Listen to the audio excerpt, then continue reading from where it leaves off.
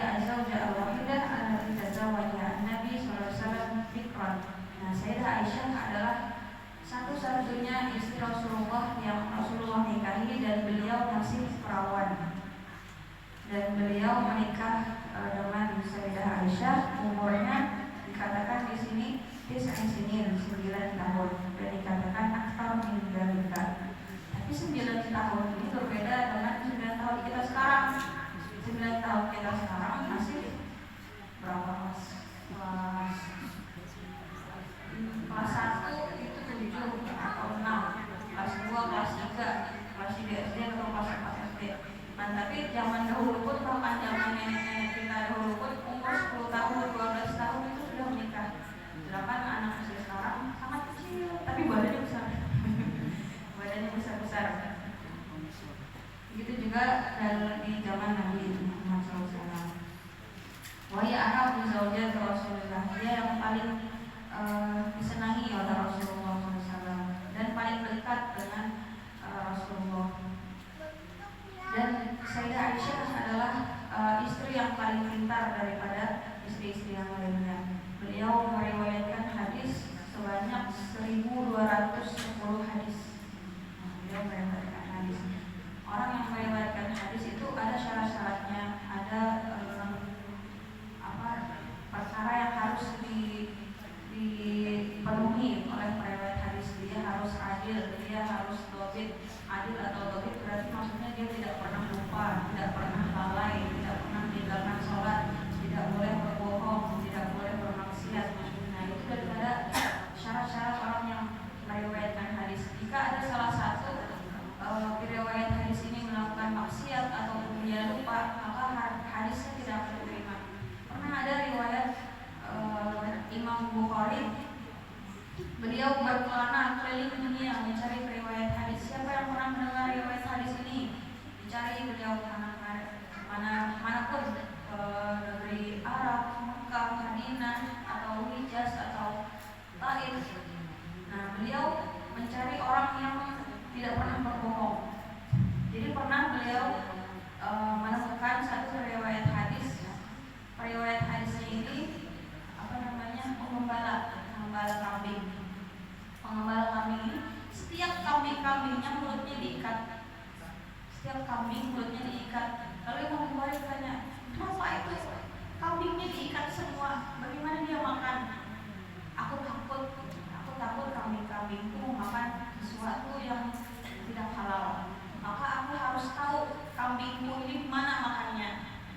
Jadi diikat. Jadi ketika sudah sampai ladang rumput, baru dibuka mulut kambing-kambing tadi, baru boleh makan. Nah, sampai seperti itu riwayat hadisnya. Lalu Imam Bukhari mengambil riwayat daripada perawi hadis tersebut. Ada juga pengembala lain yang dia ini tidak diambil oleh Imam Bukhari.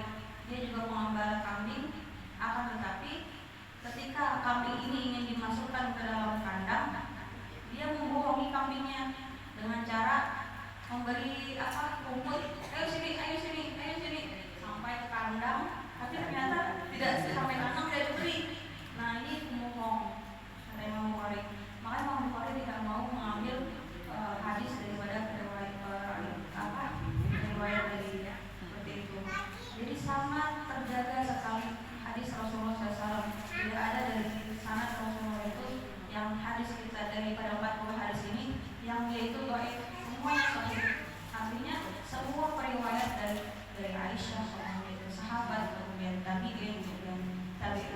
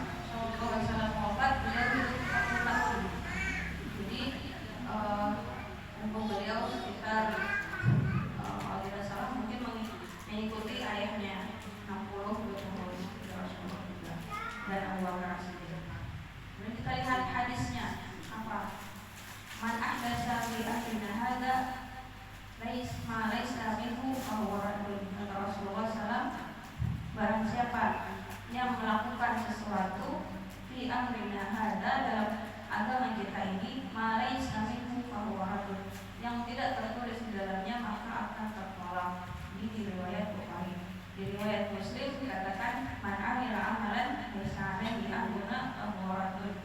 Barang siapa yang mengamalkan amal tapi tidak ada aslinya daripada kita, maka dia akan tertolak. Maksudnya apa daripada hadis ini?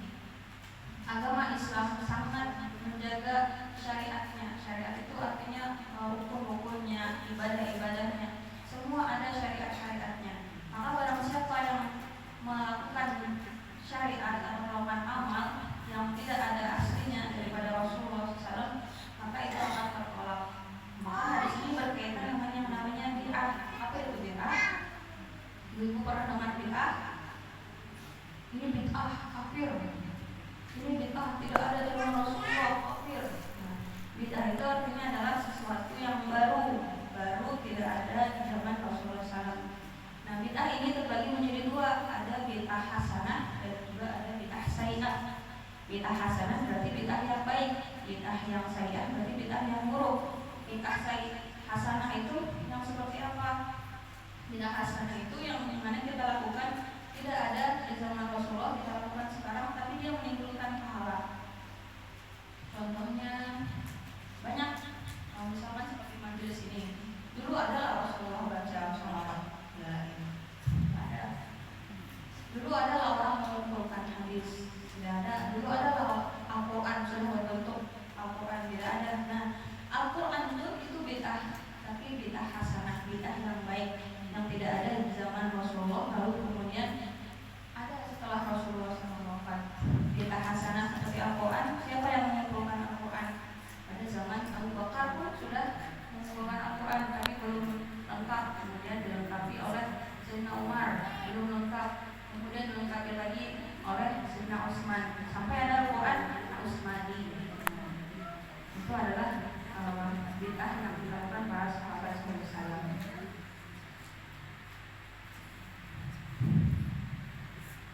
Ibu sekalian yang dirahmati Allah, hadis ini sangat menjaga akan syariat-syariat Islam. Jadi memberikan perhatian atau memberikan tanbih itu apa solusinya? Perhatian, kayak ada pelang. Kalau tidak ada di agama kita, jangan diikuti. Nah, seperti itu Rasulullah mengatakan. Maka dari itu, apa yang kita lakukan ini harus sesuai dengan apa yang sudah Rasulullah sampaikan. Bukan berarti ketika kita mendengar ceramah, ayo kembali ke Al-Quran dan hadis, kata Rasulullah seperti ini, langsung kita artikan ke bahasa Indonesia.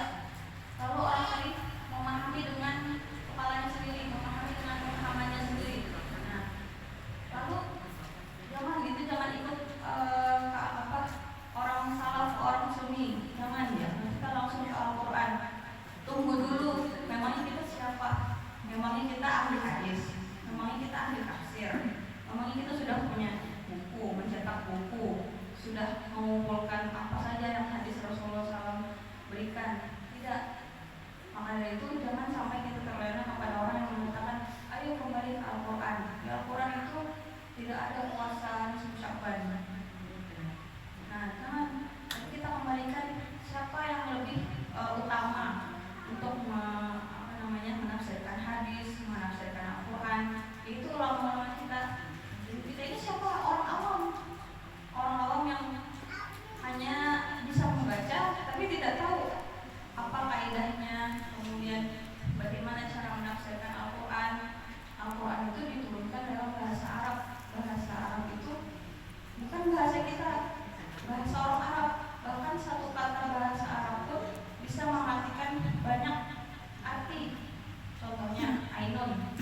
Ainun apa artinya? Mata. Bisa jadi mata itu mata air. Bukan mata ini bisa jadi mata hati. Nah, maka artinya jangan sampai kita langsung mengembalikan ke dalam Al-Quran, kemudian melihat terjemahnya, kemudian memahaminya dengan pemikiran kita sendiri. Tapi kita cari apa daripada tafsir ini, kemudian apa pendapat ulama, kemudian adakah Rasulullah menjelaskan tentang ayat ini, bagaimana artinya. Nah, seperti itu. Karena kita sendiri kalau memahami Al-Quran, maka kita akan lebih kebingungan dan tidak tahu arah. Maka dari itu penting memahami hadir ke majelis, menanyakan kepada para ulama apa yang perlu kita pahami, bagaimana caranya sholat tasbih, bagaimana puasa Sya'ban. Karena semuanya tadi kata Rasulullah, apa yang tidak kita syariatkan kita tolak. Jadi pada hadis kelima. Kemudian hadis yang keenam, ini sangat bergantungan dengan yang sebelumnya tentang halal dan haram dan diantara halal dan haram. Kata Rasulullah SAW di sini, an Abi Abdullah an Nu'man bin Bashir radhiyallahu anhu qala sami'tu Rasulullah SAW yaqulu innal halala bayyinun wa innal harama bayyinun wa bainahuma mushtabihat. Sesuatu yang halal itu sudah wadih, sudah sangat jelas, sudah sangat zahir. Wa innal harama bayyinun, dan juga yang haram sudah sangat jelas, sudah sangat zahir dan bisa kita kenali. Wa bainahuma mushtabihat, dan di antara halal dan haram ini ada yang namanya mushtabihat atau kita sebut dengan syubhat. Kita tidak tahu ini halal atau haram, maka itu namanya mushtabihat atau kita sebut syubhat. Kita tidak tahu misalkan makanan ini punya siapa, bisa halal bisa haram, maka kita sebut dia dengan syubhat antara halal dan haram. La ya'lamunna katsirun minan nas, tidak ada yang tahu banyak daripada itu manusia. Faman ittaqa syubhati faqad istabara li dinihi wa irdihi. Barang siapa yang menjauhi daripada syubhat tadi, maka dia telah terbebas daripada yang haram. Wa man waqa'a fi syubhati waqa'a fi haram. Dan barang siapa yang terkena pada syubhat itu atau mengambilnya, maka dia terkena pada haram. Karra'i ya'aqal al-himah, seperti para pengembala yang mengembala di haulal himah, di antara himah itu kandang orang lain. Yushiku ayat ka'afihi, dia ragu-ragu atau berhati-hati akan memakannya. Ala wa inna likulli malikin himah, ala wa inna himallahi ta'ala maharimuhu, ala wa inna fil jasadi mudghah idza salahat salahat jasadu kullu wa idza fasadat fasadat jasadu kullu ala wa hiya al-qalb. Maka setiap orang mempunyai mempunyai perkaranya sendiri-sendiri, mempunyai batasannya sendiri-sendiri, dan juga Allah mempunyai batasannya. Apa batasannya? Yaitu maharimuhu atau keharaman-keharaman Allah, maka tidak boleh dilewati batasnya. Dan juga sesungguhnya dalam jasad manusia itu ada satu mudghah, gumpalan darah. Jika gumpalan darah ini dia baik, maka baiklah seluruh jasadnya. Apabila dia rusak, maka rusaklah seluruh jasadnya. Apa itu? Ala wa hiya al-qalbu, dia adalah hati. Allah Bukhari dan Muslim. Ini diriwayatkan daripada Imam Bukhari dan Muslim dari sahabat Rasulullah namanya Sayyidina Nu'man bin Bashir. Katanya dijelaskan dalam hadis ini, halal itu sudah jelas, haram itu sudah jelas. Dari syubhat, contoh syubhat, kita lihat apa itu contoh syubhat. Seperti orang yang tadi mengembala kambing, kemudian mengembala kambing di sebelah ladangnya sendiri ada ladang orang. Nah, dia takut akan kambingnya ini makan ladang orang. Nah, itu di batasan orang. Nah, sama seperti Allah mempunyai batasannya, yaitu syariat yang haram. Ketika manusia melakukan yang haram, maka Allah pun akan marah. Itu di batasan Allah, maka jangan dilewati. Ala wa inna fil jasad mudghah, dan di dalam tubuh manusia ada namanya mudghah, dari hati. Hati manusia ini sama sal zahirah. Kata para ulama, kalau kalian diuji oleh dua perkara, maka tanyalah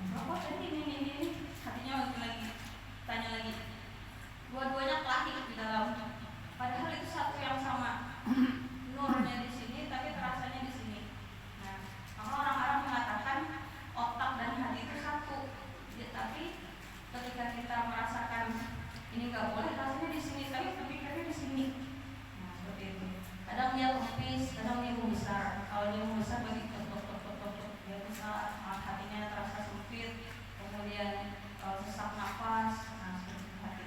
Kemudian yang di sini besar, di sini sempit, di sini besar, di sini sempit. Jadi berbolak-balik seperti itu. Nah, kenapa dinamakan al-qalbu? Karena hati itu al-qalbu yusami al-qalba li'annahu yataqallab. Karena hati itu berbolak-balik. Jadi bentuk hati bisa seperti ini, bisa seperti ini. Kadang dia seperti ini, seperti ini. Nah, seperti itu juga iman kita itu naik dan turun.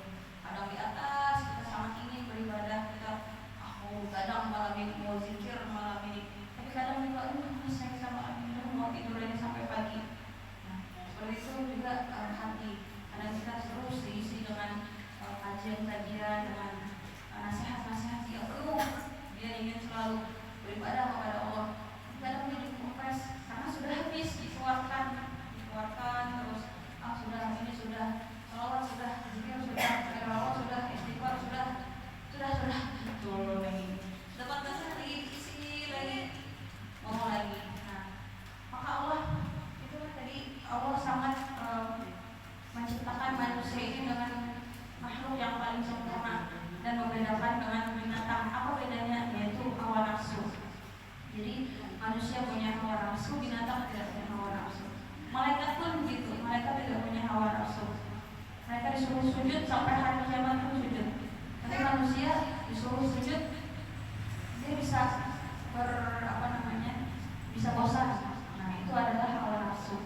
Jadi hawa nafsu manusia itu bisa jadi berkah, bisa jadi juga laknat. Bagaimana kita terus melakukan agar hati kita itu selalu berkah?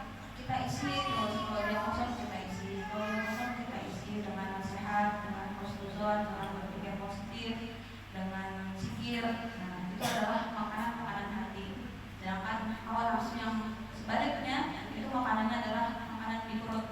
Nah, kalau perut kita banyak isinya, itu hawa nafsu yang baiknya jadi lemas. Nah, seperti itu. Maka dikatakan juga di sini hadisnya tadi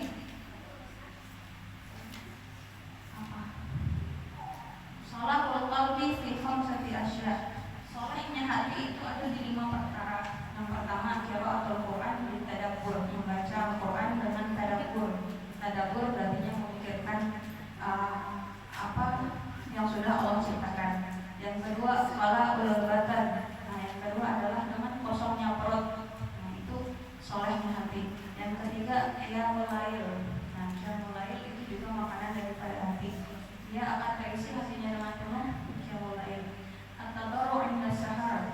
Nah, berendah hati atau berendah hati ketika waktu sahur. Nah, ketika waktu sahur itu adalah waktu yang sangat mustajab untuk doa, dan Allah pun berkata, "Ala min adadi as'aluni fa'aqtahu." Apakah ada daripada hambaku yang meminta malam ini maka akan aku berikan. Itu setiap malam Allah katakan. Dan waktunya adalah sepertiga malam sebelum fajar. Yang kelima, majalisatus sholihin, dengan duduk dengan para ulama atau orang-orang soleh. Nah, itu makanan daripada hati. Mungkin ini yang bisa saya sampaikan. Tadi adalah hadis yang kelima dan juga yang keenam daripada kumpulan 40 hadis Imam Nawawi.